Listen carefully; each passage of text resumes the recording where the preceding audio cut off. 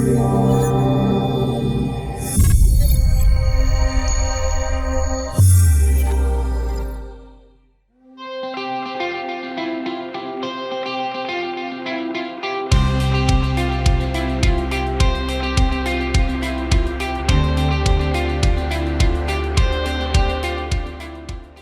a physician, and my approach to health is a little bit different, or a lot different from the Western medical approach. I look at kind of a 360-degree view of a person as a human being, and not just their physical body.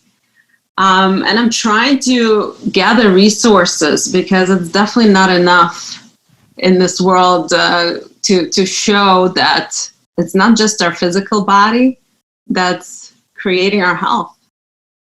So now I've started this new project where I'm hoping to interview such amazing experts as yourself, who've been in this industry of personal development and mindset work, to see if, what is your stance on all this. So I really, really appreciate you being here. Good. Well, I'm glad. I have a lot of opinions on the subject. Yeah, I can't wait to hear. I'm so excited. Yeah, if you want to just tell us a couple words first about your work. Sure. Yeah, go ahead. Yes. Well, my wife, Katie, also her professional name is Kathlyn, but we call her Katie around the house.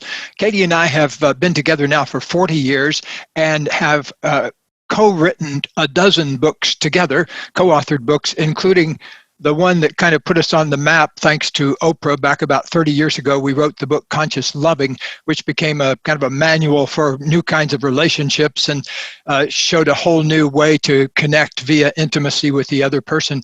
And so again, thanks to our neighbor Oprah, we spent about the next 10 years putting on about 1 million frequent flyer miles, traveling around the world doing relationship seminars. I've always been interested in body-mind medicine. When I was getting my doctorate in counseling psychology at Stanford in the early 70s, we actually had one of the very first biofeedback machines.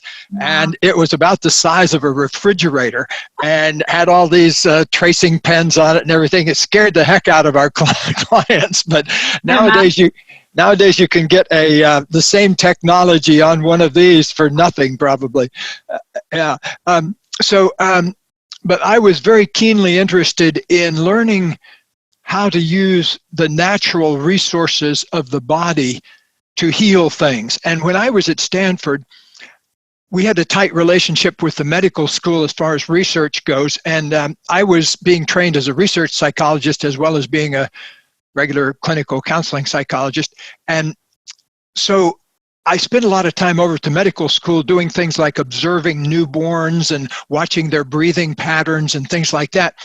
And I discovered the whole realm of breathing. That at the time, there was no field of it or anything like that, but I discovered some things that people were typically doing wrong with their breathing, and I showed them how to breathe like a happy baby breathes. And so I ended up writing 3 different books about breath work and a number of scientific articles, because it was a real fascination of mine, because breath, if you think about it, is one of the few places where the central and autonomic nervous system have a domain in that area. And so you can actually forget about your breathing all day, and it works to a certain extent, but you can also consciously take a big breath. And so I began to do a lot of work with observing breathing patterns and helping people through breath work that weren't even there to see me because of breath work. Like I remember one of my first clients happened to be a widow whose husband had passed away, very prominent fellow, and she was having trouble adjusting to widowhood after a year. And I noticed that she was actually holding her breath very tightly in her belly and kind of breathing way up here in her chest. And of course, if you breathe that way, you're going to be depressed anyway, no matter what else is going on in your life. And so I just helped her make a couple of simple adjustments in her breathing so that she was using her belly as well as her chest. And poof, I didn't recognize her the next week. Her cheeks had gotten pink and she had come out of that kind of depressed posture she was in. And it was one of the first few times where I saw with my eyes how we can use our own natural body wisdom to make transformations. And so in one way or the other, that's kind of been my work over the years and in breath work. And we also wrote our book, At the Speed of Life, which is about body-centered transformation and is used as the textbook in a lot of places that teach massage and body-centered transformation. So it's been an area of interest and actually have worked a lot. I saw in your background that you're an osteopathic physician.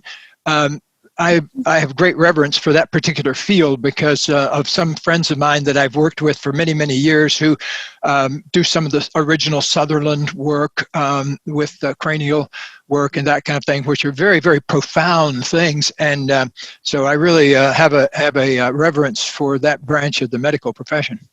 Well, thank you. Thank you. Same here. That's why I went into osteopathic medicine in the first place. It has so much more in addition to a regular medical system.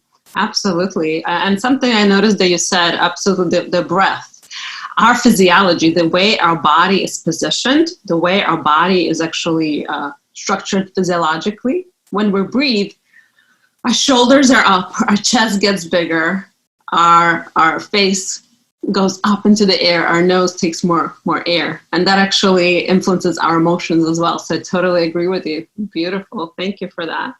I found you through your work. This is my favorite book. It's so already old because I've been reading it over and over and over for so many years. Thank you. You're welcome. If whoever's watching this haven't read this book, this is number one. You need to pick it up right away because this is life-changing work. You talk about, my pleasure, it's true, upper limit problems, zone of genius, and how to get into the zone of genius and how that creates more fulfillment, more purpose in your life. And I wanted to ask you something that not fully addressed in the book, but I'm hoping that maybe you've seen some effect after publishing this work and working with people on this. Did you see how getting into the zone of genius or beating that upper limit helps people become more healthy or get rid of their chronic issues and see really actual physical health issues either improve or go away? I have. I always say I live on a steady diet of miracles because I get to see things like that all the time. And since I've written books and everything, I get tons of email with examples. We just launched our very newest one, the sequel to The Big Leap. It's called Conscious Luck. And I can talk about that a little bit today. But the reason I mention that is because after you work through the material in The Big Leap, in other words, after you start moving through your upper limit problems and getting on what I call the genius spiral, or what I used to call the zone of genius, once you start doing that, you begin to realize something quite amazing, that by making slight shifts in here and in here, you can actually change the outward circumstances of your life very rapidly. And one area that almost nobody ever thinks to do it in is in the area of improving their ability to receive luck. And so, but in one way or the other, it boils down to the same thing. And that is, we human beings, as you well know from your studies of physiology, have inherited a nervous system that tends to contract sharply when it gets under stress.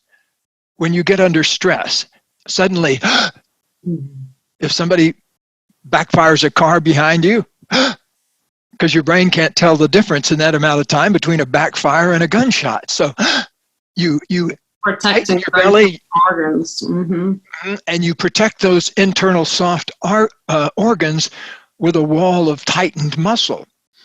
And so we've inherited this ability to contract when we get under stress. However, and I'm eager to see if you agree with this, I believe we're in a stage of evolution now where we're learning to do some new things in our bodies that will consciously affect our evolution going forward. And one of those is learning to expand under stress as well as contract. So you can simultaneously, even if part of you is contracting, another part of you can be expanding. And that's the part of you that's not affected by your muscles or anything else. It's that interior system that's run from your thoughts and from your questions you ask and from the people that you choose to be with. The kind of things that feel vibrationally, organically good to your nervous system. And back to your original question and line of thinking, there's a wonderful quotation that comes from a part of the apocryphal books of the Bible that were edited out of the official Bible way back 1,500 years ago, something like that.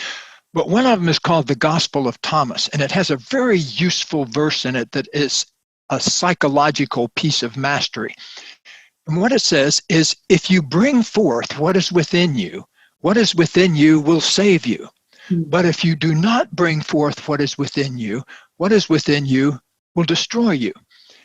And that was revolutionary when I first came across that, because I have seen so many people rebirth their health by bringing forth something that was within them. The very first time it happened, it made me burst into tears at a party. And this goes back many, many years to when I was still in Palo Alto, where Stanford is.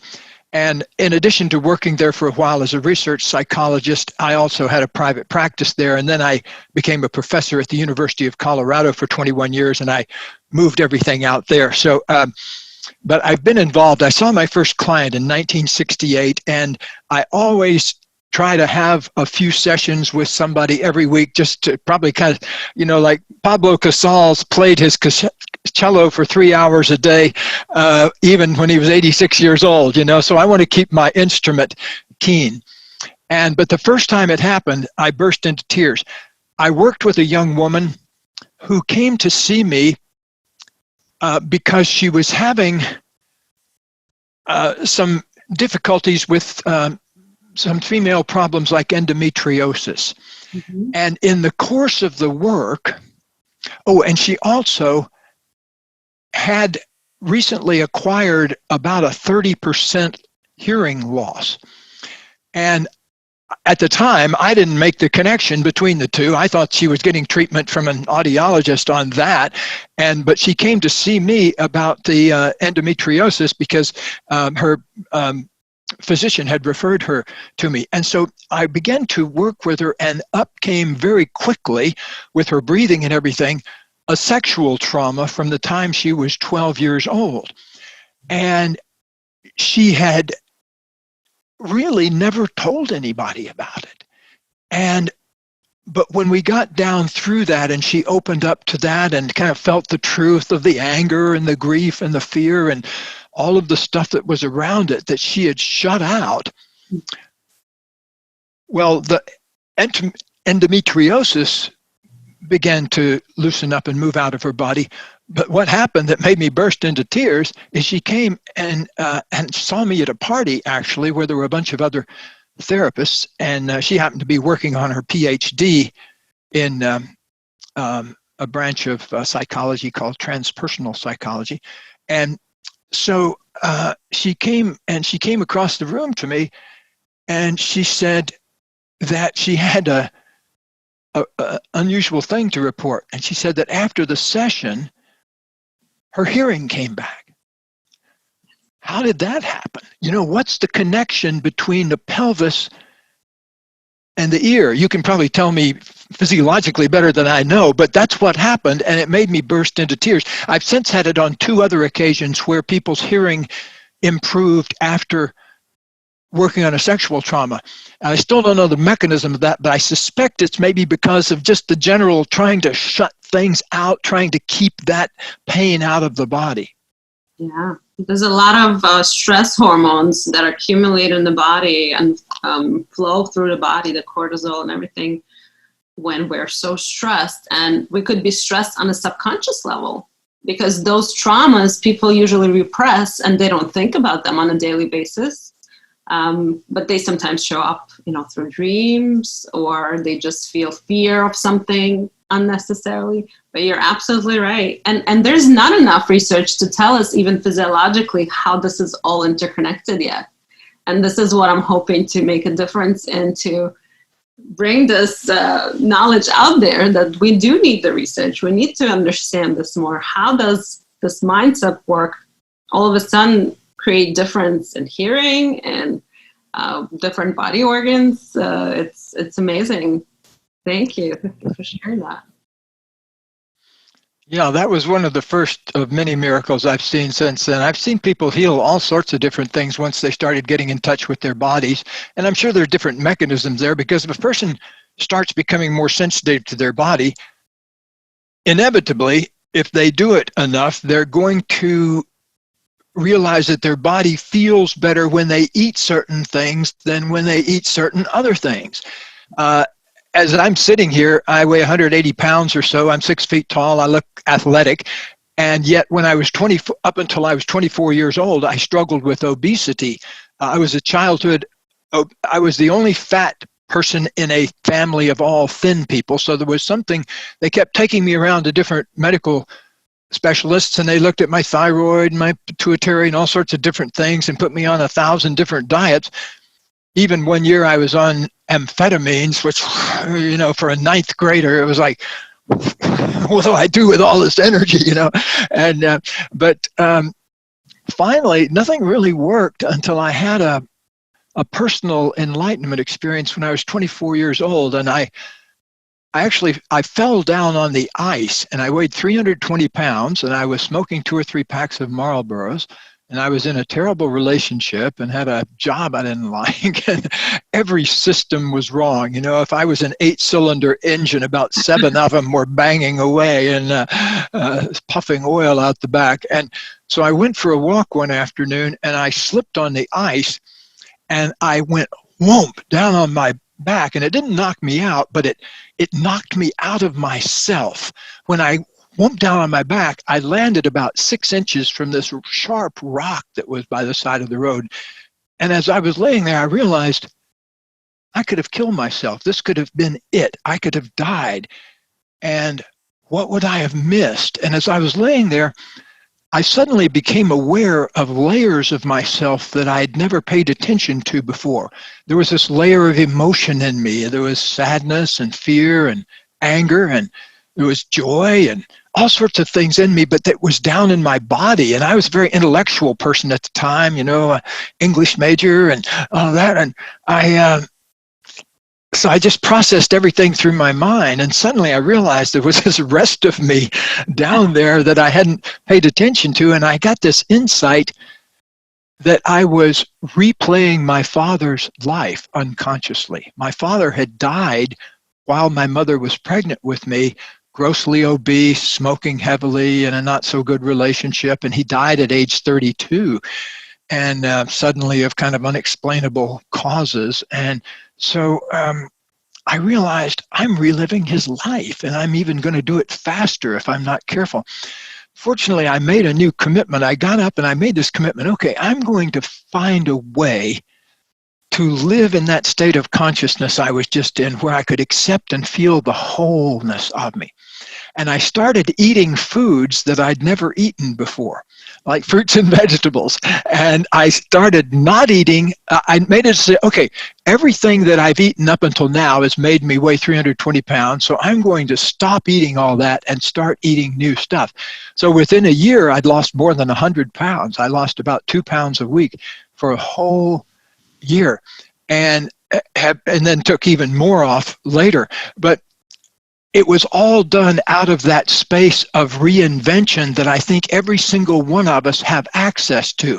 But it's not up here. You have to go down through the layers of yourself to find that there's this huge ocean of pure consciousness at the very center of ourselves.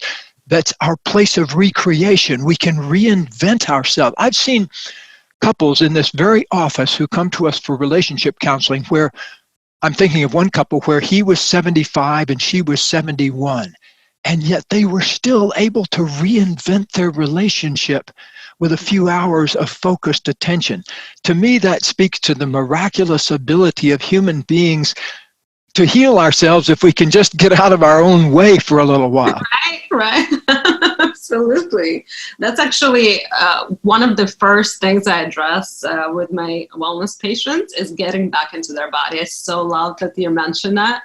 I give them the exercise to put a reminder on their phone, like maybe every hour or two. And when the reminder goes off, just literally put their attention in their body. Mm-hmm. All of a sudden, oh, I'm hungry, I'm thirsty, my clothes not comfortable. Yeah, it's like this awareness that in our society is missing. We're like all up in here just thinking all day long. Yes, that great quote from John Lennon, life is what is going on while you're busy making other plans. Yep. And that's why, unfortunately, a lot of health conditions go on for too long without people really becoming aware of their body hurting, their body being uncomfortable, their body, giving them signals. So yeah, and then one of the things I talk about in The Big Leap, as you know, is what I call the upper limit problem. And through disuse, a lot of our bodies can become upper limit problems in themselves. Like I have a friend who teaches Pilates and things like that, and she says that she'll ask a person to stretch their arms out in a first session, and they'll go sort of like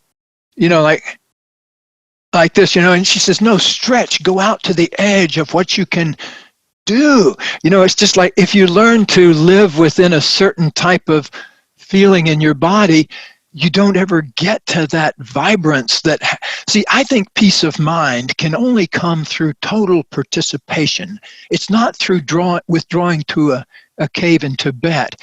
Meditation is great, but if meditation works, it helps you be more in the present moment, expanding into allowing yourself to express what you came here to express and receive what you can feel in every moment. And I think a lot of us draw a little circle around ourselves and don't allow ourselves to give and receive to the fullness of ourselves. Absolutely.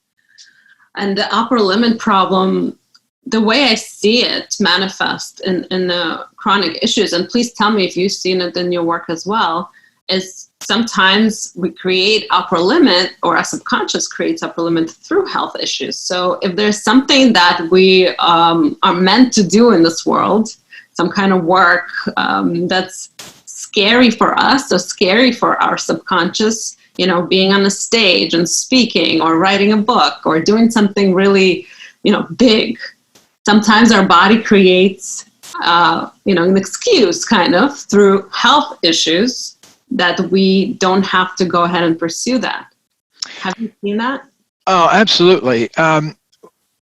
One of my oldest friends, Jim Fish, who was my medical doctor back in Colorado when we lived there, he has this one saying. He works a lot with mind-body issues, and when he sees a body symptom, he asks 3 questions. He calls it the 3 Ps. Is it punishment? Is the person punishing themselves for something they did? Or is it prevention or protection? Is it preventing them from doing something they're afraid to do?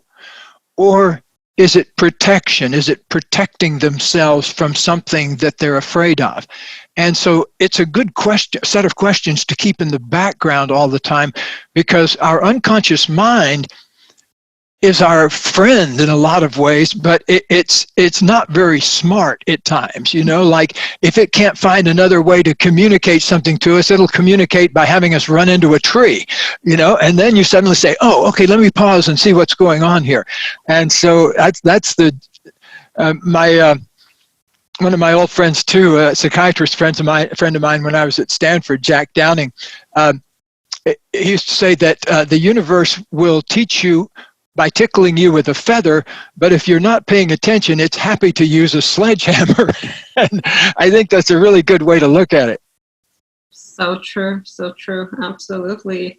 Yeah.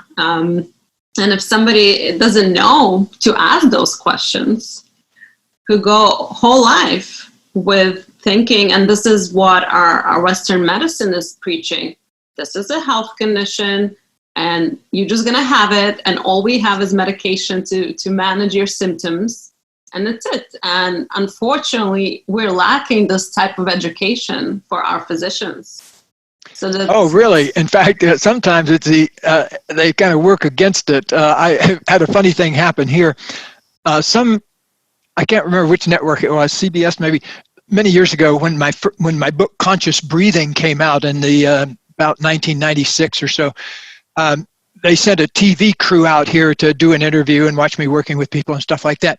And I happened to be right in the middle at the time they came, in the middle of teaching an advanced course for about 20 people on how to do breath work. So it happened to be at a very timely time. And so you know how they do on television, anytime they present something, they usually have to present the alternative view. You know, if somebody's, I don't know why they do it this way. But in this case, they found a couple of lung doctors in Santa Barbara, and they asked them to comment at the end of the thing, not on my particular work, but in the use of breathing processes in general.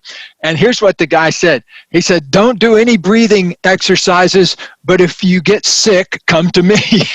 And I thought, yeah, okay, that's the worst message in the world to send out. See, I think most of the things that make us sick are not that complicated.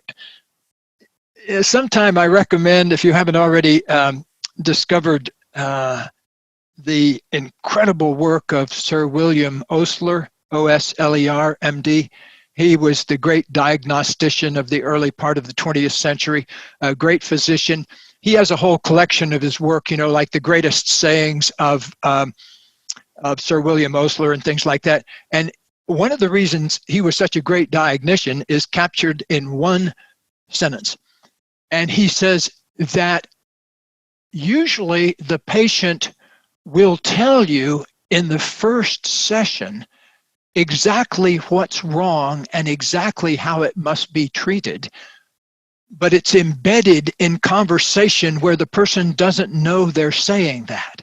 And so you have to listen for what's not being said as well as what's being said very carefully in your very first meeting with the person, because they will often point to the very place that must be treated, even if they're complaining about a symptom that is here.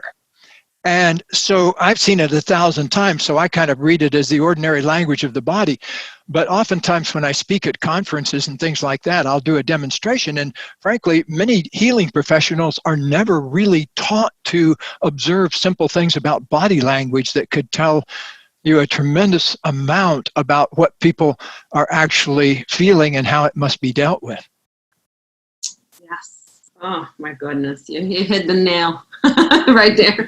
Yeah, I see it all the time. The listening component of not interrupting the patient and letting them really go forward. And even beyond beyond the physical, how it's affecting your life, their life, and what's going on in their life, also that's affecting their physical body. And something that you said about the lung doctor, that reminds me, I have a family member who had unfortunately stage 4 colon cancer. And from the doctor's mouth came out the words of, "Don't change anything you eat. It's not going to make any difference." And I hear this from patients all the time. Cancer patients that never heard that sugar is bad for them, for example, for years. Well, yeah.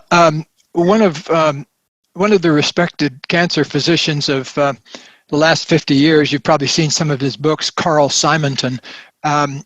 I was once, we were both speaking at a conference, and he's been treating, he is an oncologist for many, many, many years. I think he's more or less retired now.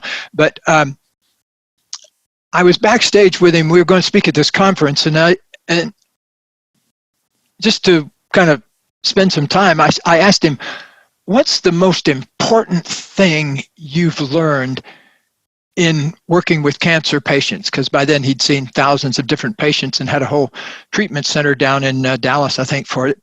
And so he thought for a minute, and he said, "You know, the one thing that I've discovered that still amazes me he says, is we bring in people to our educational class every week, and we explain the program to them. And if there's 10 of them, at the end of the program, 5 of them will leave and we'll never see them again.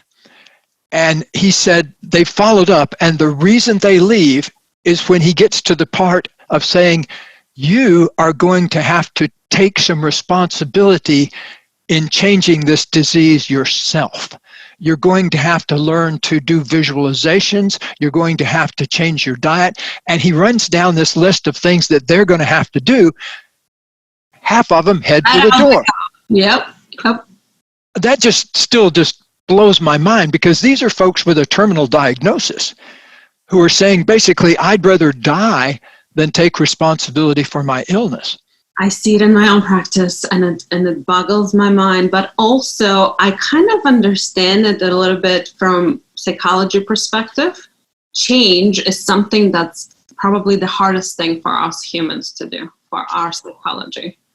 Yeah, and fear makes us crazy. When you get deeply scared, you don't make good decisions. And I was once working with a fellow who had been an airline pilot during his career. And other than that, I didn't know a whole lot about him, but I saw him for one session, and he obviously had some old fears about very early childhood issues. And so I was, as a kind of initial thing, I was just inviting him, like you do with reminders to your patients. I had him remind himself several times a day just to take 3 easy breaths and change his body position and kind of do a body scan. So it only takes, like 20 seconds, but it can make a huge difference. I teach it to people all the time. 3 easy breaths, move your body, do a body scan. And so I got an emergency call for him at about midnight the following Saturday night. And I woke up and they got hold of me, and I said, what's going on? And he was out on the beach where he lives having a panic attack and trying to find out what he ought to do about it. And his breath was out of control and all the symptoms of a full-fledged panic attack. And I asked him to tell me what he was feeling. And he said he was feeling terrified. And I asked him, have you ever felt fear like this before? And he said, no, never. This is nothing like I've ever felt before. He says, I crashed 2 airplanes, and that wasn't anything like this. What? For me, crashing an airplane, I think, would be way scarier than anything I might experience out on a California beach. But for him, the experience of fear in the moment blotted out everything else, and he was feeling like his life was at stake. And so, as well as I do, when people are in survival mode, they tend to think more from the deeper parts of their lizard brain rather than up here in the smart cortex part. And so, anyway, to make a long story short, we were able to get his breathing back managed, and he got through the attack. But what always stuck with me was the fact that he considered that scarier than crashing an airplane. So it gave me great respect for the kinds of things people are feeling when they're going through their material, whatever it is. It just shows the power of mind and power of thought.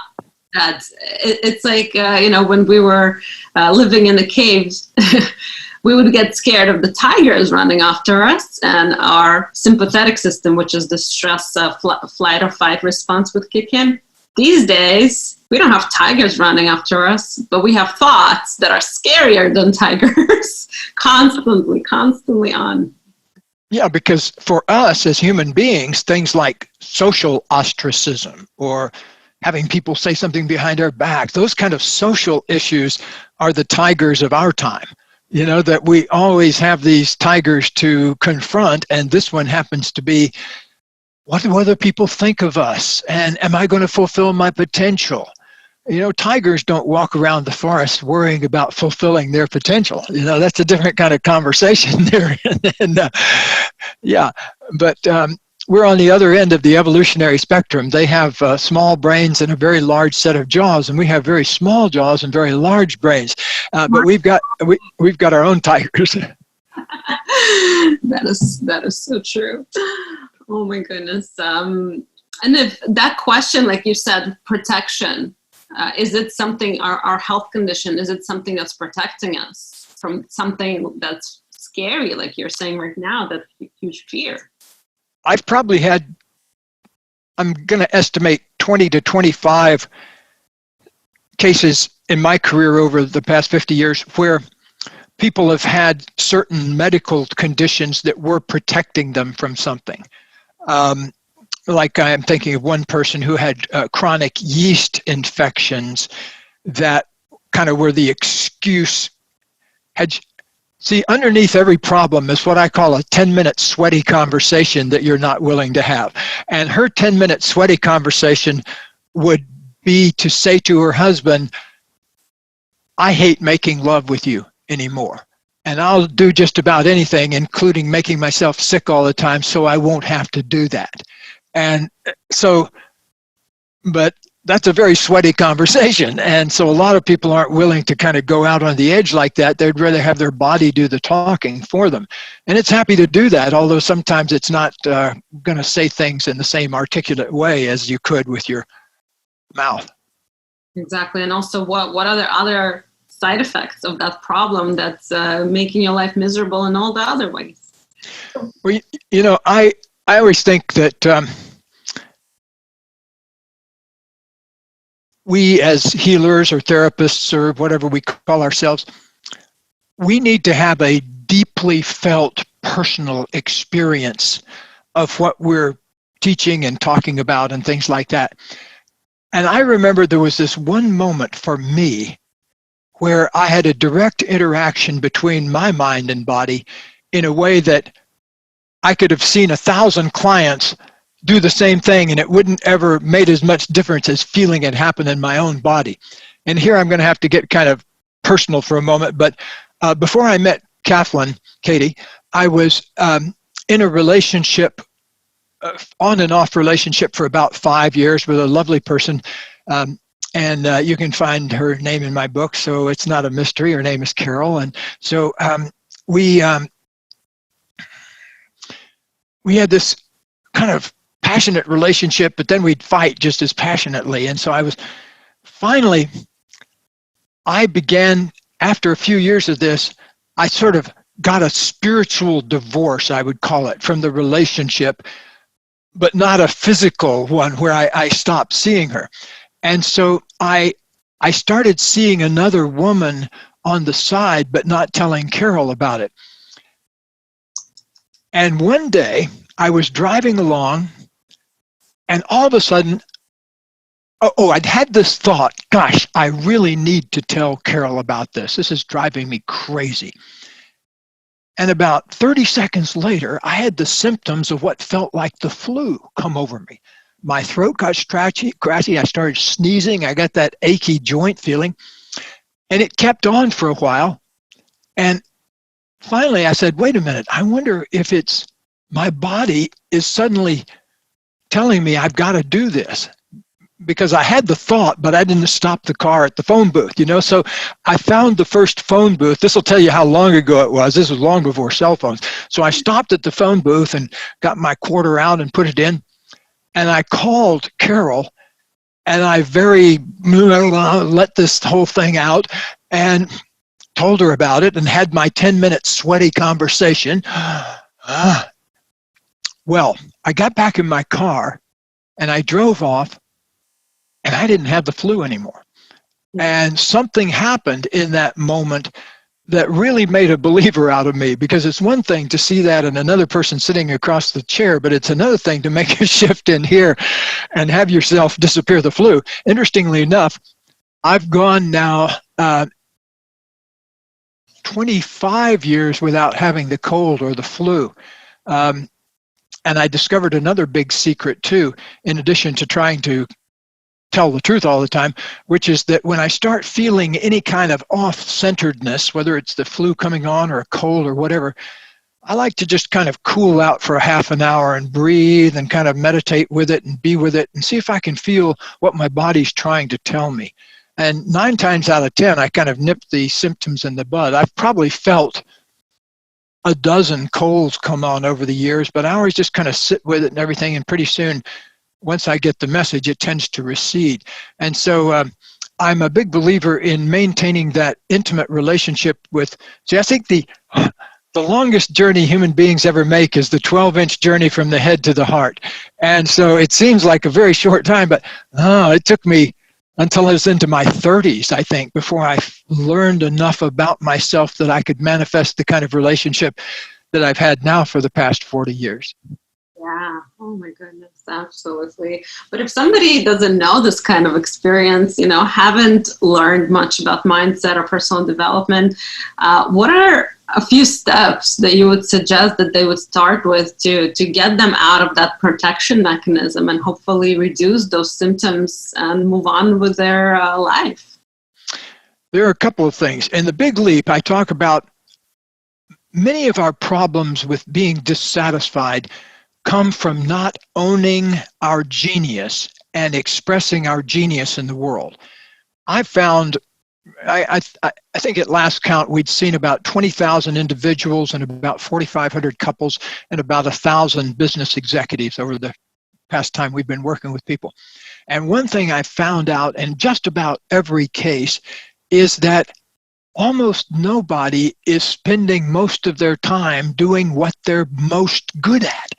I call it your genius. It's the thing that you can do all day and you don't get tired. It's the thing you love to do. But I remember walking down the hall of Monsanto many years ago with their CEO, and he was saying, boy, if I could just get 10 minutes to myself to do some thinking every day. And I'm banging on his shoulder and I'm saying, man, you're the CEO of the company. If you don't do that, who the heck is, And so I actually marched him down to his office and sat in the ante room while he just sat there for 10 minutes and breathed and bead with himself and tuned in. Since then, I've taught umpteen dozen other executives how to do that. I think it's important, wherever you are, though, to spend at least 10 minutes a day doing what you most love to do. I get to spend 90% of my time doing it and the rest of my time eating or getting around or whatever. But for me, I put a lifetime study on it. When I first started, I was spending maybe 10% of my time doing my zone of genius. And wherever you are, though, ask yourself, if I were going to sit in a room by myself for 10 minutes today, what is the very best thing I could do with it? And go do that. Here, when executives come to work with us, we're doing one of our expensive intensity sessions. We don't do them much anymore because we're mostly into writing books and things like that. But a few times a year, we have executives come to us to work with us. The very first thing we do is to ask them to go in a room by themselves for 10 minutes in the first session and simply live with the question, what do I most love to do? What do I most love to do? To generate that question, not to focus on the answer. Another time we have them go in the room for 10 minutes and ask themselves, what is the thing I do that generates the biggest results per amount of time spent? And so that's the way we begin to home in on people's genius. And like we said with the Gospel of Thomas, if you bring forth what is within you will save you. We need to start doing that. Everybody needs to start doing that. And I really think that the task of our time, like I said earlier, is to learn to expand even when the rest of us is contracting. Another part of us can be busily opening up and saying, what can I learn from this moment? What do I most need to learn from this moment? Our great naturalist out here in California, John Muir, who was discovered Yosemite and kind of put it on the map and everything like that. He was camping in a cave up in Yosemite when the big earthquake of 1906 hit. And here was his reaction to it. He said, there was a great rumbling in the earth, and I ran forth from the cave to see what I could learn. And so that was his attitude. When things get rumbly, he gets open to learning. And that's a principle I really want to leave people with, that openness to learning, whether you're an executive or a kid or wherever you are in life, that being willing to learn what the next thing is that needs to be learned by you. I'm going to get people pinging me in a few minutes, so I'm going to need to wind this up. And so if you have some further thoughts or anything. Your new book, and where people could find you and find out more about your work. Yes, the Conscious Luck book. I'm so proud of this. One of the things that they've done at the publisher, St. Martin's Press, I love these guys, they put the 8 secrets right inside the front cover, so it's a kind of an instant reminder card for you. But Conscious Luck, you can go to consciousluck.com. Consciousluck.com is a good place to get it because you can buy it from Amazon there, or Books A Million, or Barnes & Noble, or wherever you like to buy books. But if you go through that particular portal, you can also download the 2 audio meditations that go with it, one for morning and one for evening. And it's hard to stick those in books nowadays. Sometimes in the old books you used to put CDs in the back, but nowadays there's no CDs anymore. So, but you can download those 2 meditations right away and put them on your phone. Highly recommend that you do that. So go to consciousluck.com and see what it has for you. Thank you. I will do so myself right away. Can't wait to listen to them. Thank you so much for your time. This has been absolutely amazing to hear everything you had to say. And this is, I'm sure, life-changing for a lot of people. Thank you so much. Really appreciate it. All right. Blessings to you, and stay in touch.